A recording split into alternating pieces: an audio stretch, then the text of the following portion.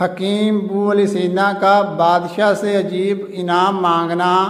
بخارا کا بادشاہ نوح بن منصور شدید بیمار تھا۔ شاہی طبیبوں کے علاوہ دنیا کے بہترین طبیب بھی بادشاہ کی صحت سے مایوس ہو چکے تھے، جس کی وجہ سے شاہی حکیموں کو مجبوراً یہ اعلان کرنا پڑا کہ تمام رعایا بادشاہ کی صحت و سلامتی کے لیے تمام مساجد میں خصوصی دعائیں مانگیں۔ شاہی طبیب پریشان بیٹھے تھے۔ ایک نوجوان آیا اور اس نے کہا، میں بادشاہ کا علاج کرنا چاہتا ہوں۔ یہ بات سن کر شاہی طبیب حیران ہو گئے۔ دنیا کے بہترین حکیم اس میں ناکام ہو گئے، تم کیسے علاج کرو گے؟ نوجوان نے جواب دیا کہ اگر اللہ تعالیٰ نے چاہا تو میں علاج کر دوں گا اور اللہ شفا دے گا۔ اس پر اس نوجوان کو بادشاہ کے علاج کرنے کی اجازت مل گئی۔ نوجوان کے علاج سے بادشاہ کی صحت بحال ہونے لگی اور وہ چند روز میں مکمل صحت یاب ہو گیا۔ بادشاہ کی صحت یابی کا پورے ملک میں جشن منایا گیا۔ جشن کے بعد جب بادشاہ پہلی بار دربار میں بیٹھا تو تمام وزراء اور اعلیٰ عہدیدار دربار میں موجود تھے۔ اس بڑے دربار میں بادشاہ نے اس نوجوان سے پوچھا، نوجوان، تم نے ہمارا کامیاب علاج کر کے ہمیں نئی زندگی دی، اب تم جو انعام طلب کرتے ہو ہم پورا کریں گے۔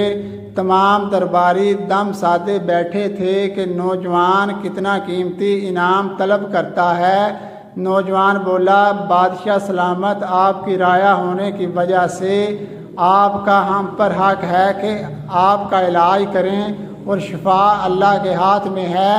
رہی انعام کی بات تو مجھے کسی چیز کی ضرورت نہیں، البتہ اگر آپ اپنے کتب خانے کی کتابوں کا مطالعہ کرنے کی مجھے اجازت دیں تو مہربانی ہوگی، کیونکہ علم سے قیمتی کوئی چیز اس دنیا میں نہیں۔ یہ سن کر بادشاہ و درباری حیران رہ گئے اور بادشاہ نے نوجوان کو کتب خانے کی کتابوں کا مطالعہ کرنے کی اجازت دے دی۔